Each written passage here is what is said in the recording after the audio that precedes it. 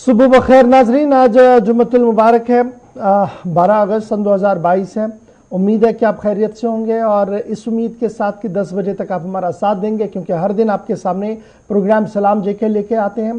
पिछले कई सालों से लगातार इस ट्रांसमिशन को आपके सामने रख रहे हैं और जिस मोहब्बत और प्यार के साथ इसको देख रहे हैं हमारे सोशल मीडिया साइट्स पर, चाहे वो यूट्यूब हो, चाहे वो फेसबुक हो, चाहे वो ट्विटर हो, इंस्टाग्राम हो, कू हो, या आप हमारी ऑफिशियल वेबसाइट पर आकर जिस तरीके की ये तबसरे करते हैं, जिस तरीके की आरा रखते हैं, वो हमारे लिए एक हौसला अफजा होता है और उससे हमें काफ़ी हिम्मत मिलती है कि हर दिन हम आपके सामने आएँ और हर पल आपको खबर तह तक बताएं। बहुत सारे नाजरीन का ये ख्याल है कि जम्मू कश्मीर की खबरों के साथ साथ बैनुल-अक़वामी खबरों पर भी नज़र रखी जाए। बिल्कुल हमारी ये कोशिश रहती है सुबह से ही कि न सिर्फ जम्मू कश्मीर से मुंसलिक खबरों से आपको बाखबर रखें, बल्कि आलमी दुनिया के अंदर स्पेशली मुस्लिम ब्लॉक के अंदर क्या कुछ चल रहा है उस पर भी हमारी नज़र रहती है। उससे आपको ज़रूर बाखबर करते हैं। मुल्क की सतह पर जो अहम वाक़ात होते हैं उस पर भी हमारी नज़र रहती है और सुबह सुबह आपको अपडेट करने की कोशिश करते हैं, क्योंकि आपके पास भी हर पल खबर रहती है, क्योंकि आप गुलिस्तान न्यूज़ के साथ हर पल जुड़े रहते हैं। तो फिलहाल करते हैं आज के प्रोग्राम का आगाज़ बिना किसी वक्त को गवाए हुए। पहले फॉर्मेट की ओर आएंगे और आपको बताएंगे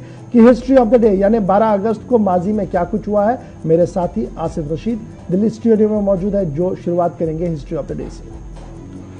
खुशामदीद, गुड मॉर्निंग, बहुत बहुत स्वागत है आप सभी का प्रोग्राम सलाम जेके में। हिस्ट्री ऑफ द डेज में शुरुआत सबसे पहले आपको बताएंगे कि आज का दिन क्यों अहम है, क्यों इस पर बात करना जरूरी है। 12 तारीख आज है, अगस्त का महीना है, 8वां महीना साल 2022 का। 1602 में आज ही का दिन था। अंग्रेजी कैलेंडर के मुताबिक 12 अगस्त 1602 को मुगल बादशाह अकबर के 9 रत्नों में से एक या 9 रत्नों में शामिल अबुल फजल का कत्ल किया गया। बहुत करीबी उनके माने जाते थे अकबर बादशाह की। 1944 में वुला कत्लेआम में नाजी जर्मनी फौज ने 40,000 से ज्यादा अफराद को हलाक कर दिया। यानी यहूदियों वाला और काले और गोरे वाली एक नई लड़ाई जो है वो 1944 में शुरू हुई थी। वुला कत्लेआम के नाम से इसे जाना जाता है। नाजी जर्मन फौज ने 40,000 से ज्यादा लोगों की जान ली थी। आज का दिन था, खतरनाक सूरत हाल बनाई गई। 1955 में चौधरी मोहम्मद अली पाकिस्तान के चौथे वज़ीर आज़म नामजद हुए। जब हुकूमत का तख्ता पलटा गया उसके बाद नई जिम्मेदारी चौधरी मोहम्मद अली को दी गई बतौर 4th prime minister of Pakistan.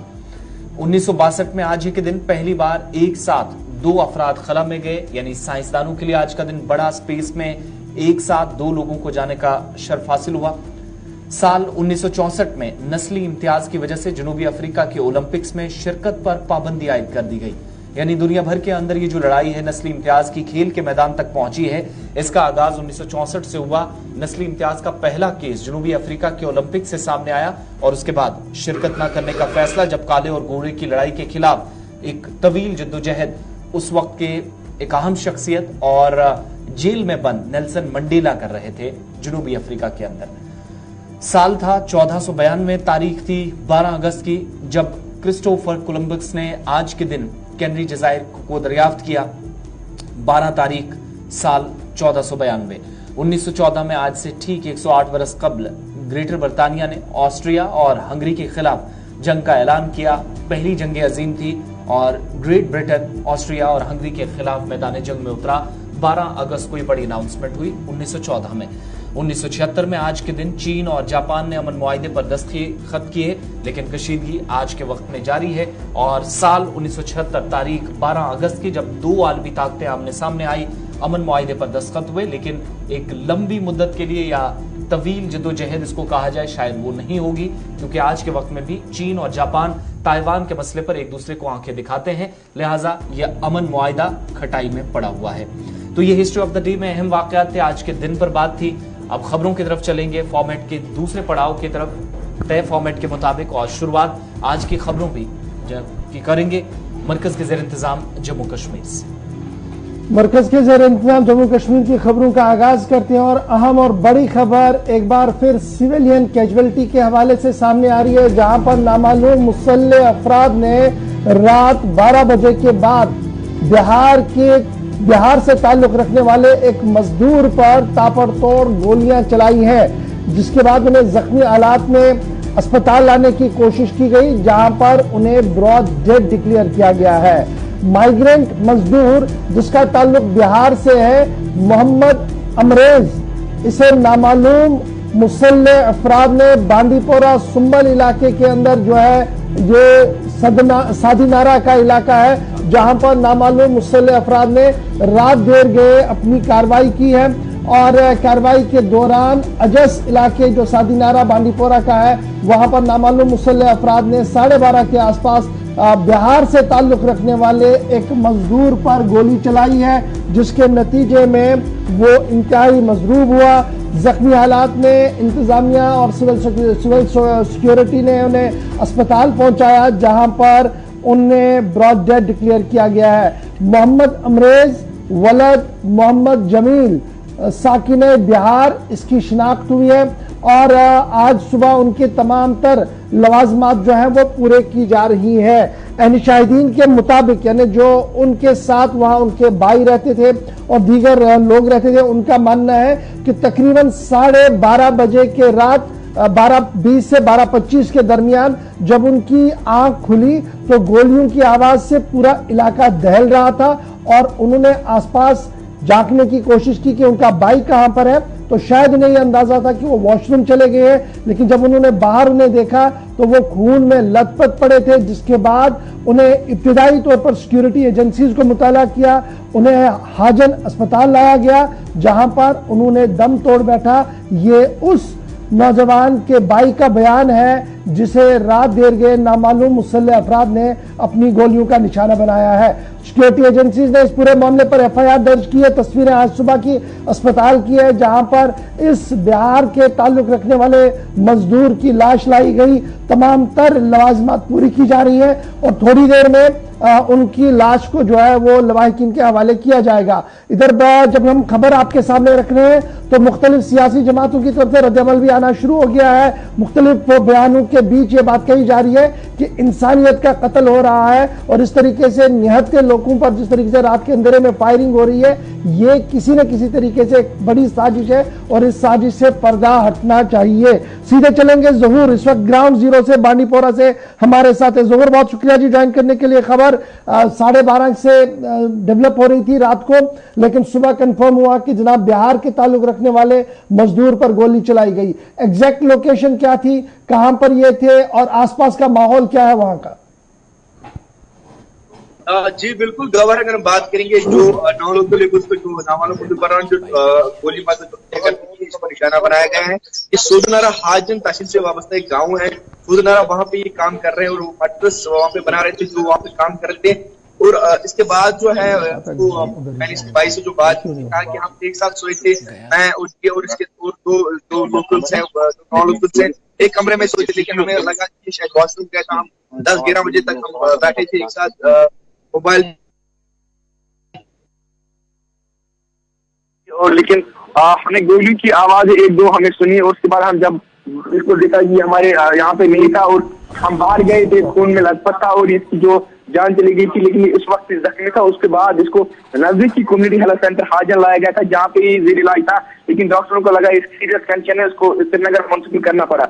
लेकिन इसको रास्ते में इसकी जो मौत वाक़या हुई है, इसके बाद इसको कम्युनिटी जरूर ये बताइएगा हमें, ये जो रात का इंसिडेंट हुआ है एग्जैक्ट लोकेशन क्या है, कहां पर यह हुआ था, क्या काम ये करता था? क्योंकि हमारे जम्मू कश्मीर की जब हम बात करते हैं, वादी कश्मीर की बात करते हैं, तो बिहार और दीगर रियासतों से बहुत सारे मजदूर वहां पर आते हैं। तो किस तरीके का ये काम कर रहा है? क्या किसी ईंट भट्टे पर था, कहीं और पर था, क्या काम इसका था?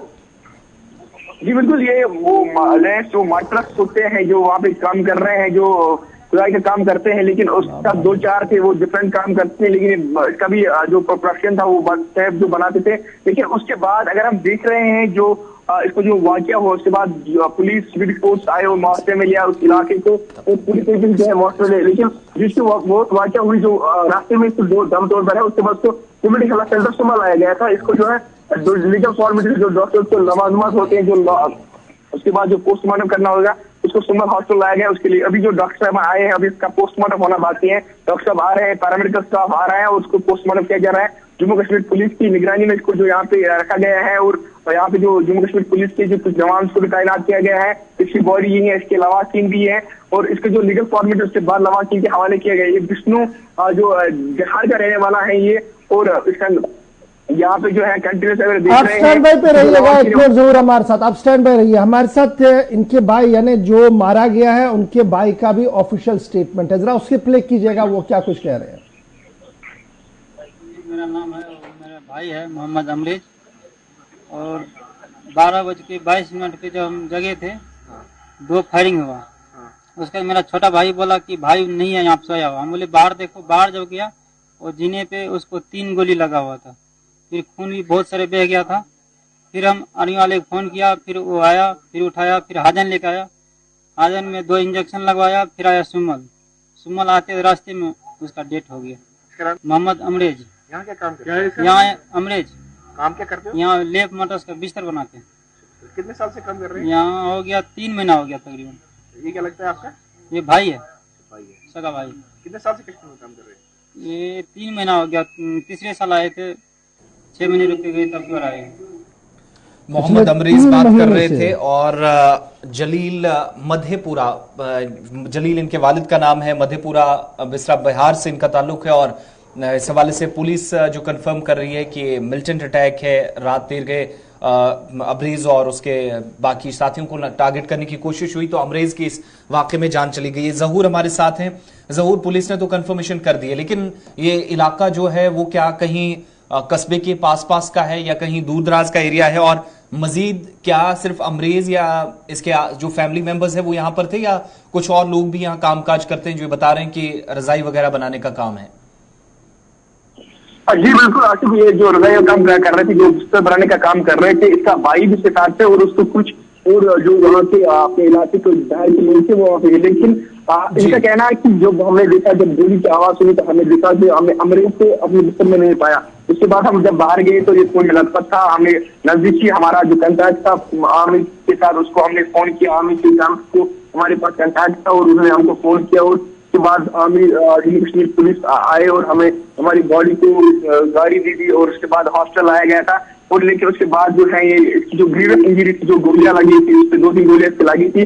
उसके बाद श्रीनगर इसको मुंतकिल किया गया, लेकिन रास्ते में दम तोड़ दिया। उसके बाद इसको सुंबल हॉस्टल लाया गया था, जहाँ पे पोस्टमार्टम किया जा रहा है और डॉक्टर साहबान अभी आ रहे हैं, लेकिन पोस्टमार्टम करना बाकी है। उसके बाद जो है बॉडी लवाकिन के हवाले किया जाएगा। आसिफ, बहुत बहुत शुक्रिया तफसीलात फराहम करने के लिए। खबर पे नजर रखिएगा आगे भी, क्योंकि लाश को भी जो मेडिकल फॉर्मेलिटीज है वो पूरी करने के बाद इस वक्त हेल्थ सेंटर में है, वहां से फिर लाहिकीन के सुपुर्द किया जाएगा, फिर उन्हें आबाई इलाके यानी रियासत बिहार वापस रवाना किया जा सकता है। लेकिन फिलहाल जो इतलात हैं इस पर मुख्तलिफ सियासी जमातों की, जैसे पहले आपको बताया कि सोशल मीडिया साइट्स का सहारा लेकर इस वक्त इसे दुखद करार दिया जा रहा है, अफसोसनाक वाक़ा इसे करार दिया जा रहा है। लेकिन आप गुज़श्ता 6 महीनों के दौरान देखेंगे हालांकि इस तरह के वाक़यात में काफी कमी बीच में पिछले 1.5 माह के दौरान जरूर देखी गई थी। बडगाम में या कुलगाम में आखिरी मरतबा जो इस तरह हरकतें हुई थी, टारगेट किया गया था, चंद मुलाजमीन की मारे जाने की इतलात सामने आई थी। लेकिन इस बार या जो आपको याद होगा कि पुलवामा के अंदर और अब जाकर नॉर्थ कश्मीर के बांडीपुरा के अंदर दोनों मकामात पर पहले ईट भट्टों पर काम करने वाले जो कुछ लोग थे, मजदूर थे, और अब नॉर्थ कश्मीर के अंदर 1.5 महीने के दौरान ये दूसरा इस तरह का वाकया है जहां पर टारगेट किया गया। और पुलिस का जो ऑफिशियल स्टैंड है या स्टेटमेंट है इस पर वो बताता है कि ये भी मिलिटेंट हमला है। फिलहाल दोनों तरफ की बात आपको सुना दी है, लेकिन इसमें तहकीकात की भी मांग दूसरी तरफ इशफाक की जा रही है। चलिए जनाब, फिलहाल तो एक माइग्रेंट और वो भी जनाब मजदूर, यानी एक छोटा सा काम कर रहा था, पिछले 3 महीने से वादी के अंदर था और आज नामालूम मुसल्लह अफराद ने रात देर गए उन पर गोली चलाई। बढ़ते हैं जी आगे, बात जम्मू कश्मीर की हो रही है तो आपको जरा जम्मू कश्मीर का एक और हाल भी बताते चले। और यह हाल इंतहाई अहम है क्योंकि ये खबर न तो जराया से है और ना ही कहीं और से है, बल्कि ये खबर सिविल सेक्रेटरीट के बजाय पार्लियामेंट से है और रिपोर्ट सीएजी की है।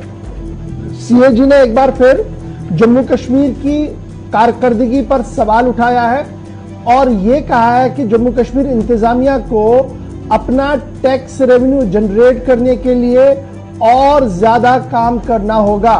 जम्मू कश्मीर इंतजामिया को ऑगमेंटेड करना होगा जी अपने ऑन टैक्सेस को, यानी अपने टैक्स रेवेन्यूज को, क्योंकि जम्मू कश्मीर का रेवेन्यू टैक्स जो हम टैक्स कलेक्शन है ये 32% कम हुआ है, जो एस्टिमेट हमारा बजट के अंदर था साल 2020-21 के दौरान। यानी साल 2020-21 के दौरान जो हमने एक डेडलाइन मुकर्रर की थी कि एक हदफ मुकर्रर किया था कि कितना टैक्स हमारे पास रेवेन्यू टैक्स जनरेट होगा, उसमें 32% की कमी आई है। सीएजी ने इस बात को खंगाला है और रिपोर्ट को टेबल कब किया गया था? 8 अगस्त सन 2022 को पार्लियामेंट के अंदर। और आज 12 तारीख को हम आप जम्मू कश्मीर के हवाले से दूसरी खबर बता रहे हैं कि टैक्स कलेक्शन, रेवेन्यू कलेक्शन जो है जिससे अखराजात को पूरा किया जाता है रियासत को, उसमें 32% की कमी आई है। कॉम्पिटेंट ऑडिटर जनरल ने रिकमेंडेशन की है जम्मू कश्मीर इंतजामिया, यूनियन गवर्नमेंट को कि वो ऑगमेंट करें जी अपने ऑन टैक्स रेवेन्यूज के हवाले से। कलेक्शन जो मुख्तलिफ टैक्स के जरिए से हो रही थी उसमें 32.96% की कमी आई है और ये कमी का एतराफ खुद सीएजी की रिपोर्ट में हुआ है। अच्छा जी, यूनियन टेरिटरी के जो ऑन रिसोर्सेज हैं, अपने जो रिसोर्सेज हैं जिनके जरिए से हम टैक्स रेवेन्यू और अपना जो जनरेट कर रहे थे, वो 12,953 करोड़ रुपया हुआ है साल 2020-21 के दौरान, जो किसी भी सूरत में मुकम्मल तौर पर मुनासिब नहीं है और ना ही वो कमिटमेंट्स को पूरा कर सकता है। कमिटमेंट मतलब सैलरी देना है, आपने वेजेस देने हैं, आपने इंटरेस्ट ऑफ पेमेंट करना है, आपने पेंशन करना है, उसके लिए ये वाजिब रकम नहीं है, बहुत कम है। 29,302.27 करोड़ रुपया साल 2020-21 के लिए टारगेट था। आगे बढ़ेंगे तो इसी खबर के अंदर जो सीएजी की रिपोर्ट है, इसमें यह भी कहा गया कि मोबिलाइजेशन जो होना चाहिए था, टैक्स मोबिलाइजेशन, उसमें उतनी ज्यादा शिद्दत और उतना ज्यादा जो है मामला देखने को नहीं मिल रहा है। रेवेन्यू जो यूनियन टेरिटरी का कंसीडर किया जाता, कंसिस्टेंस होता था, वो goods and service tax GST से, यूटी एक्साइज से, टैक्स ऑन व्हीकल से, स्टैम्प ड्यूटी से, रजिस्ट्रेशन फीस से, लैंड रेवेन्यू से, tax on goods and passenger, और भी काफी चीजें हैं जिससे रियासत का खजाना में कुछ पैसा आता था। नॉन टैक्स रेवेन्यू जिनमें इंटरेस्ट रिसेप्ट है, डिविडेंड्स है, प्रॉफिट्स है, माइनिंग रिसेप्ट है, डिपार्टमेंटल रिसेप्ट है और चीजें, उसका भी कहीं ना कहीं खुलासा जो है वो सीएजी की रिपोर्ट में किया गया था। यानी जो हम पिछले कई दिनों से पीठ थपथपाते हुए देख रहे थे कि जनाब हम बेहतरी की ओर आ रहे हैं, टैक्स कलेक्शन में हम आगे हैं, यहां पर भी हम आगे जा रहे हैं, लेकिन सीएजी ने एक बात कह दी है कि एफिशिएंसी और अकाउंटेबिलिटी का फुकदान है। यही वजह है कि जो टैक्स कलेक्शन हमारा होना चाहिए था उसमें बहुत ज्यादा कमी आई है, 32.96% की कमी आई है, जो रियासत की सेहत के लिए किसी भी तरीके से सही नहीं होगा।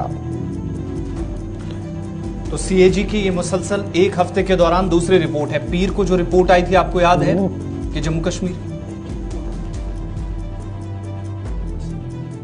रिपोर्ट का ये दूसरा हिस्सा, पहली रिपोर्ट के हिस्से में हमने आपको बताया था कि जम्मू कश्मीर के अंदर कितने मंसूबों पर कितना पैसा खर्च हुआ है, बहुत सारे डिपार्टमेंट यूसीज देने में नाकाम रहे, तो उस पर सवालिया निशान था। और कारकर्दगी की जब बात हुई है तो एक और डिटेल वाइज जो रिपोर्ट का हिस्सा है वो आपके सामने रख दिया गया है। आगे बढ़ते हैं, बात जरा भारत, पाकिस्तान और चीन के हवाले से करते हैं, क्योंकि खबर ऐसी है जिसने 3 ममालिक को एक दूसरे के खिलाफ कहीं ना कहीं अक़वाम मुत्तहिदा तक पहुंचाया और एक दूसरे के खिलाफ बयानात भी मुसलसल इस मामले पर आते रहे।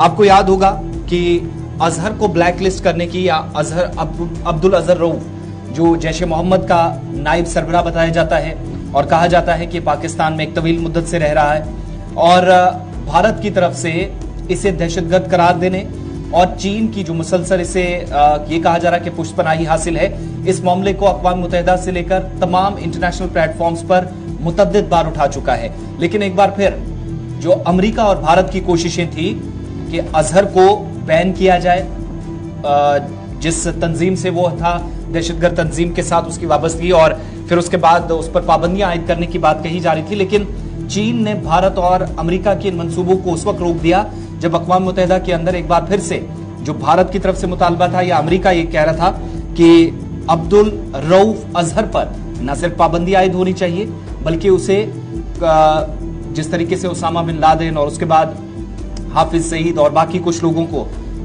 दुनिया भर के अंदर टेररिस्ट या दहशतगर्द करार दिया गया, उसी तर्ज पर उसके ताल्लुक से भी फैसला लिया जाना चाहिए। लेकिन चीन की तरफ से एक बार फिर से इस पर कहीं ना कहीं अड़ंगा डाला गया और अक़वाम मुत्तहिदा की जो एक बार फिर से मीटिंग हुई, सिक्योरिटी काउंसिल के अंदर भी इसका मुद्दा उठा था और अक़वाम मुत्तहिदा की ताजा मीटिंग के अंदर एक बार फिर चीन ने भारत और अमेरिका की इन कोशिशों को उस वक्त रोक दिया जब चीन की तरफ से इस फैसले में ताखीर की जा रही है कि अजहर को टेररिस्ट डिक्लेयर किया जाए या नहीं, क्योंकि कहा तो यह जा रहा है कि चीन की पुष्पनाही अजहर को या उनके हामियों को इस वक्त हासिल है, लेकिन पाकिस्तान के अंदर ये जो एक तवील मुद्दत से कहा जा रहा है कि अजहर रहता है और जैश का नायब सरबराह बनकर खुलेआम घूमता है, कोई कार्रवाई अभी तक नहीं हुई है। सिक्योरिटी काउंसिल से लेकर अक़वाम मुत्तहिदा की दीगर मीटिंग्स तक जब जब ये मुद्दा उठा है और ताजा मीटिंग में एक बार फिर चीन ने इस मामले पर कहीं ना कहीं ये जी 2 महीनों में यह दूसरी बार था जब करारदाद सामने रखी गई थी मुश्तरका तौर पर अमेरिका और भारत की कोशिशों के साथ कि अब्दुल रऊफ अजहर जो बड़े क्लोज रिलेशन में है जी मसूद अजहर के, उन पर पाबंदी आयद लगनी चाहिए और एक डिटेल प्रेजेंटेशन दी गई थी कि उस पर पाबंदी क्यों होनी चाहिए थी, लेकिन चीन ने अपनी ताकत का इस्तेमाल करते हुए उस पर फिलहाल रोक लगा दी। लास्ट ईयर इसी साल जून में भी चीन ने पुट ऑन होल्ड कर दिया था जी इस मोमेंट को, जब ज्वाइंट प्रपोजल भारत और अमेरिका की तरफ से गया था जिसमें पाकिस्तानी बेस्ड डिप्टी लीडर लश्कर तैयबा के जो अब्दुर्रहमान मक्की है उसे कहा गया था कि 1267 के तहत अलकायदा की जो सैंक्शन कमेटी है उसके तहत मक्की पर भी पाबंदी होनी चाहिए। उस पर भी उस वक्त बहुत ज्यादा रोला जो है वो चीन की तरफ से लगाया गया था। याद रखिएगा रूफ अजहर जो है अब्दुल रऊफ अजहर जो है वो 1974 बॉर्न है, पाकिस्तानी बॉर्न है और उनके ऊपर जो इल्जाम है वो काफी संगीन है। वो ये है कि जनाब उन्होंने कई मर्तबा भारत की सरहदों के अंदर आकर हमले करवाए हैं। इंडियन एयरफोर्स एयरक्राफ्ट IC-814 जो 99 में अगवा हुआ था, उस मामले में भी इनका नाम सामने आया था। उसके बाद कई और चीजें हैं जो एक लंबी फहरिस्त अक़वाम मुत्तहिदा के सामने रखी गई थी, लेकिन फिलहाल चीन जिसने अपना वीटो और एतराज जाहिर किया उसकी वजह से फिलहाल रूफ अजहर जो है वो बचा हुआ और इस पर सख्त रद्द-ए-अमल जो है वो भारत की तरफ से भी अक़वाम मुत्तहिदा के अंदर और बाहर प्रेस कॉन्फ्रेंस के अंदर दिया गया है। बात अक़वाम मुत्तहिदा की हो रही है तो बात जरा आपको जम्मू कश्मीर के हवाले से भी बता दें, क्योंकि जम्मू कश्मीर मुनक़सिम जम्मू कश्मीर 47 से पहला वाला जम्मू कश्मीर जहां पर आर और पार अक़वाम मुत्तहिदा की करारदादों के मुताबिक अक़वाम मुत्तहिदा ने यहां पर मिलिट्री ऑब्जर्वर्स ग्रुप बराए हिंद और पाकिस्तान UNOGIP यानी United Nation military observer group India Pakistan, इसकी तश्कील दी थी 49 में, जनवरी का महीना था और तब से लेकर लगातार ये ग्रुप सरहद के उस पार और सरहद के इस पार सीज फायर को देखता है और सीज फायर के हवाले से मुख्तलिफ काम भी करता है। तो अब की बार कमान तब्दील हुई है जम्मू कश्मीर को लेकर। वेटरन अर्जन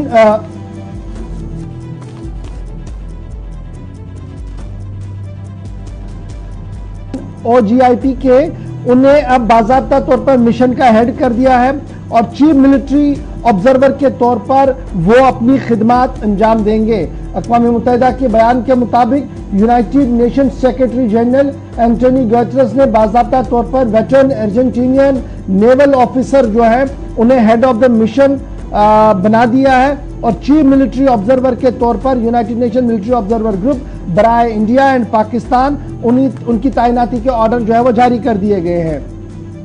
यह बात काबिल जिक्र है कि इससे कबल एडमिरल ROS जो यहां पर काम देख रहे थे उनकी मियाद मुकम्मल हुई है और बाज़ाब्ता तौर पर अब अर्जेंटीना के जो नेवल ऑफिसर है उन्हें अपॉइंट किया गया है जी यहां पर, ताकि वो भारत और पाकिस्तान की सीज फायर लाइन पर नजर रखे और लगातार यहां पर वो अपना काम करे। अब इनका काम क्या है जी? United Nation military observer group बराए इंडिया एंड पाकिस्तान, इसे एस्टैब्लिश किया गया था जनवरी के महीने में 1949 में, जिसके बाद इंडिया पाकिस्तान की जो जंग हुई थी 71 में, उसके बाद आपको याद होगा कि सीक्वेंस एक चला था, सीज फायर एग्रीमेंट हुआ था 17 जनवरी को उसी साल और फिर लगातार बड़ी चीजें हमने सीज फायर के हवाले से देखी और जब भी सीज फायर होता है तो उसमें इनका इनपुट और इनकी रिपोर्ट्स का भी काफी हवाला जो है वो दिया जाता है। ये अक़वाम मुत्तहिदा की रिपोर्ट जो है वो बता रही है। तो फिलहाल 47 से लेकर अब तक United Nation military observer group India Pakistan के अंदर कमान तो बदलती रही है और इस बार भी श्रीनगर के अंदर जो सनवार में उनका ऑफिस है और सरहद पार मुजफ्फराबाद में जो उनका ऑफिस है, लगातार वो दोनों कोऑर्डिनेट करेंगे। नए एडमिरल जिनको ये काम सौंप दिया गया है, अर्जेंटीनियन नेवल ऑफिसर हैं, अब वो बाज़ाब्ता तौर पर यहाँ पर अपनी कमान संभालेंगे और उनको बाज़ाब्ता तौर पर ऑर्डर्स कल जारी कर दिए गए हैं एंटोनी गुटेरेस की तरफ से, और माना जा रहा कि रवा हफ्ते के दौरान ही वो वादी कश्मीर में आकर अपना काम देखना शुरू करेंगे। वो क्या काम देखते हैं वो सबके सामने। फिलहाल यहाँ पर छोटा सा ब्रेक होगा जी, ब्रेक के उस पार आएंगे तो आपको जम्मू श्रीनगर हाईवे का भी हाल बताएंगे, साथ साथ जब जम्मू श्रीनगर का हाईवे का हाल बताएंगे तो अपडेट करेंगे आपको कि कल से जो मूसलाधार बारिशें हो रही हैं उस पर क्या कुछ हुआ है, डॉक्टरों को लेकर शिकंजा कसा गया है, क्या कुछ वो खबर है, इससे भी आपको बाखबर करेंगे। और इंटरव्यूज में नरमी लाई गई है, अब ये किन इंटरव्यूज में नरमी लाई गई है, किन लोगों के लिए बेहतरी का फैसला हुआ है, बताएंगे आपको छोटे से ब्रेक के बाद। उम्मीद है कि आप हमारा साथ देते रहेंगे।